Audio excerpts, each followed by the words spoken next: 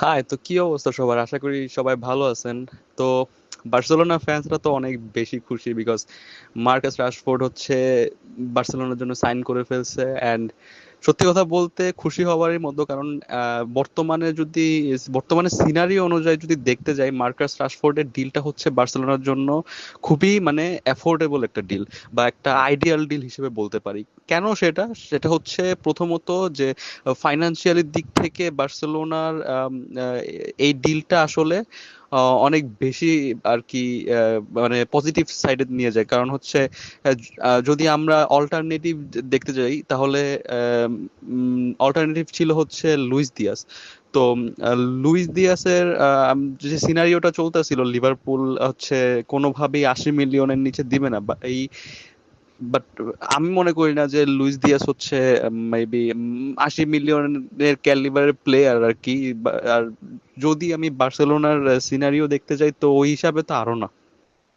তো এই মোমেন্টে যদি আর কি ডেকো যদি এরকম কোন একটা স্টেপ নিয়ে নিত যে আম, লুইস দিয়াসের রিলিজ ক্লজ পে করে যদি সাইন করে ফেলতো, তাহলে এইটা আমার মনে হয় যে আম, অনেক বড় একটা ডিজাস্টার হইতো না। বাট বর্তমানের সিনারিওর দিকে তাকাইলে আর কি একটা মানে ফাইনান্সিয়ালি গ্যাম্বলিং বলা যায়, যেটা আর কি হইতে পারতো যদি লুইস দিয়াসের ডিলটা হইতো।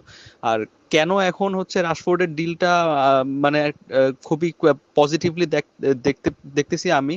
তো কেন আমি এই ডিলটাকে পজিটিভলি নিচ্ছি, কারণ হচ্ছে আম, এক তো হচ্ছে এটা হচ্ছে লোন ডিল, তো বার্সেলোনার কোনো রিলিজ ক্লজ পে করা লাগতেছে না, প্লাস হচ্ছে কোনো লোন ফি নাই। নর্মালি কোনো প্লেয়ারকে লোনে আনলে একটা লোন ফি দেওয়া লাগে, তো এই ক্ষেত্রে কোনো লোন ফি নাই।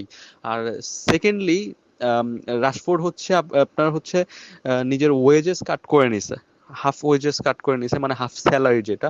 তো বার্সেলোনার যদি বর্তমানে কন্ডিশনে দেখতে দেখতে যাই, এটা খুবই ভালো একটা ডিল। কারণ হচ্ছে লোনের প্লেয়ার যদি ওয়ার্ক করে ভালো। আর দেখলাম হচ্ছে যে 35 মিলিয়নের হচ্ছে সেলন অপশন আছে বা বাই অপশন আছে, যেটাই বলি। তো ওয়ার্ক করে তাহলে 35 মিলিয়নের এটা একটা ভালো ডিল হবে। আর যদি না ওয়ার্ক করে, ইউনাইটেডে পাঠাই দেন আবার ব্যাক। সো আমি মনে করি এই ডিলটা আর কি বার্সেলোনার ওরকম ক্ষতি করবে না, বরঞ্চ বেশি লাভই হবে।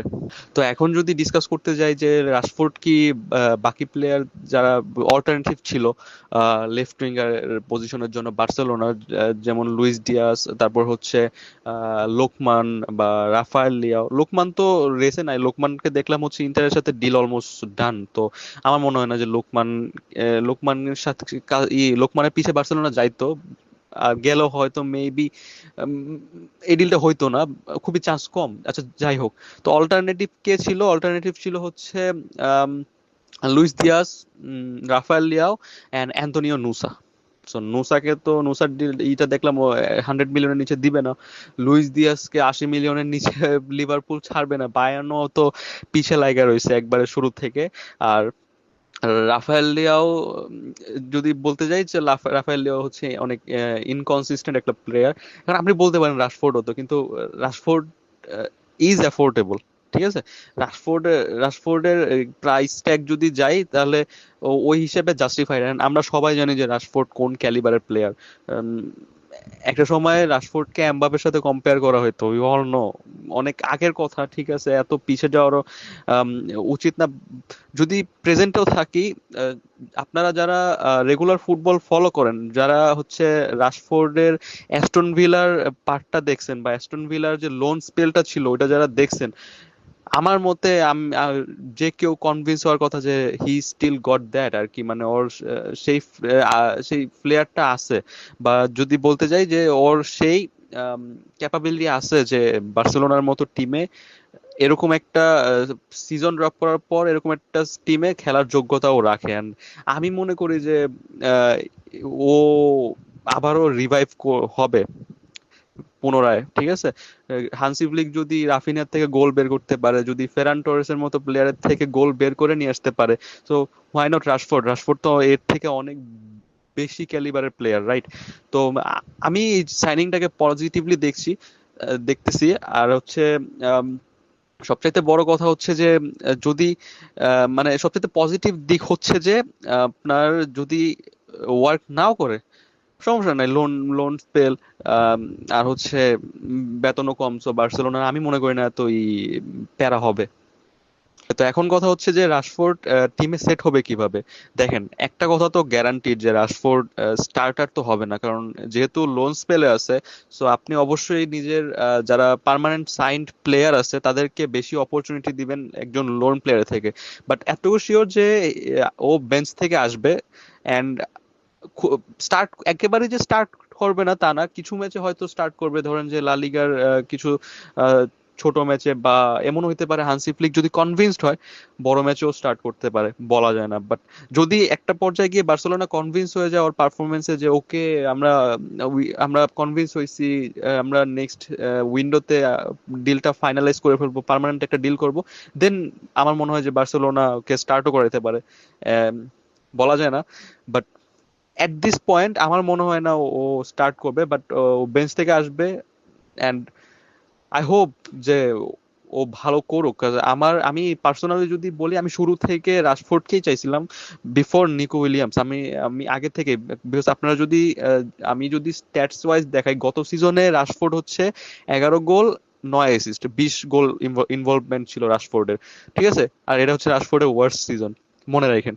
আর নিকো উইলিয়ামসের গত সিজনে মেবি, আমি শিওর না বাট আমি স্ট্যাটস দিয়ে দিব, আমি এতটুকু শিওর যে রাশফোর্ডের থেকে কম বা বেশি হইলো হালকা বেশি। সো তো ওইটা হচ্ছে নিকো উইলিয়ামসের বেস্ট সিজন বলতে গেলে। বাট সো লুক এট দা, মানে কি বলে, মানে লেভেলস, রাশফোর্ডকে একটা সময় হচ্ছে জেনারেশনাল ট্যালেন্ট বলা হইতো, ঠিক আছে। যদিও ও ওই ক্যালিবারটা, মানে ওই ওর যে ক্যালিবার ছিল ওইটা ও কোনো সময় আর কি ওয়ার্ল্ড ফুটবলে পরবর্তীতে শো করতে পারে নাই। একটা সময় এমবাপ্পের সাথে কম্পারেবল প্লেয়ার এখন আর কি, he almost lost himself, right? So I hope he will revive himself আর কি বার্সেলোনাতে। আর এটা আমি রাশফোর্ডের ক্যারিয়ারের জন্য এটা অনেক বড় একটা মুভ, অ্যান্ড অবশ্যই বার্সেলোনার জন্য একটা কি একটা মুভ। অবশ্যই যদি রাশফোর্ড ওয়ার্ক করে, যদি বার্সেলোনার এই লোনস পেলে এন্ড যদি বেনিফিট দিতে পারে বার্সেলোনার জন্য ভালো, বিকজ আমরা নেইমারের যাওয়ার পর আমরা বলতে গেলে আহ, একটা পারফেক্ট কি একটা ফুল টাইম লেফট উইঙ্গারই পাই নাই, to be really honest. So বার্সেলোনার জন্য বেনিফিশিয়াল হবে, এবং রাশফোর্ডের ক্যারিয়ারের জন্য অনেক ভালো একটা মুভ। ঠিক আছে, তো এন্ড অফ দ্য ডে মানে আমি খুবই হ্যাপি, আমি আমি শিওর যে প্রত্যেকটা বার্সেলোনা ফ্যানই happy. And finally I hope Rashford 2022-23 সিজনের মতো আরেকটা সিজন নাম্বার ওয়াইজ আর স্পোর্টিং ওয়াইজ যে কোনো ভাবেই হোক বার্সেলোনায় ড্রপ করুক। আই হোপ, আমি অনেক বেশি আশাবাদী রাশফোর্ডের থেকে, বিকজ আমি চাই ও ভালো করুক। বিকজ আমি আমি যখন ফুটবল দেখা স্টার্ট করি তখন হচ্ছে রাশফোর্ড ও তখন হচ্ছে আপকামিং ইয়াংস্টার। যখন যেমন এখন এই যে লামিন ইয়ামালকে দেখি আমরা, রাশফোর্ডের স্টোরি নিয়ে হোল একটা ভিডিও বানানো যাবে। বাট আমি সংক্ষেপে বলি, যেটা হচ্ছে যে একটা সময় হচ্ছে রাশফোর্ডকে একটা সময় রাশফোর্ডকে হচ্ছে নেক্সট বিগ থিং বলে মনে হতো। যখন যেহেতু ও ইউনাইটেড থেকে আসছে, সো অনেক ওই সময় দেখা যেত যে মানুষ নেক্সট রোনালদো বলে আর কি সম্বোধন করতো রাশফোর্ডকে। বাট ওটা আসলে পরবর্তীতে হয় না, বিকজ ও মিডিয়ার প্রেসার, আমরা সবাই জানি যে ইংলিশ মিডিয়া কিভাবে ওয়ার্ক করে অ্যান্ড কিভাবে প্রেসারাইজ করে প্লেয়ারদের। আজকের এই দিনে আমরা যেরকম লামিন ইয়ামালের স্টোরিটা দেখি যে একজন আপকামিং ইয়াংস্টার, প্রমিসিং ইয়াংস্টার, একটা মাস্টার ক্লাস আর কি সিজন ড্রপ করার পর বার্সেলোনা নাম্বার 10 নেওয়া।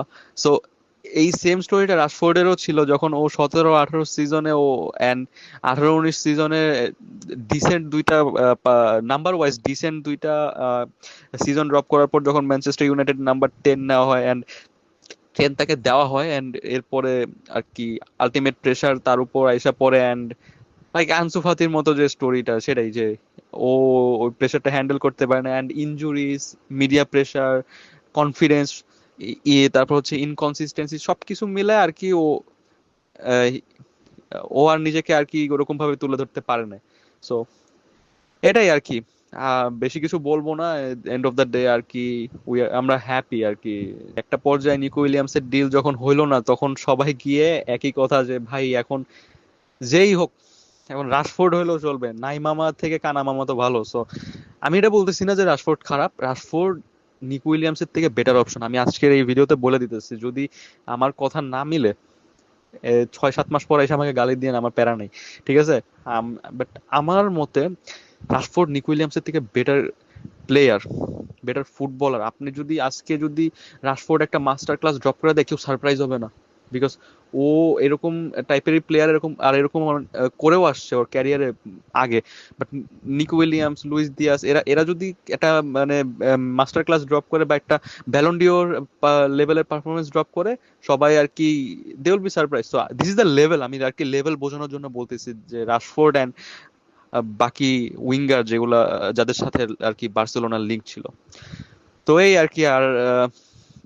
আর কোনো বাড়তি কথা বলবো না রাশফোর্ডকে নিয়ে। আমি আমি আর কি আশা করবো যে ও আমার ক্লাবের জন্য সাইন করুক। অ্যান্ড আমার আমি ও এরকম একটা প্লেয়ার যদি আমার ক্লাবের ফেস হয়, সো আই হ্যাপি আমি হ্যাপি টু গেট রাশফোর্ড আর কি। That's it. Thank you.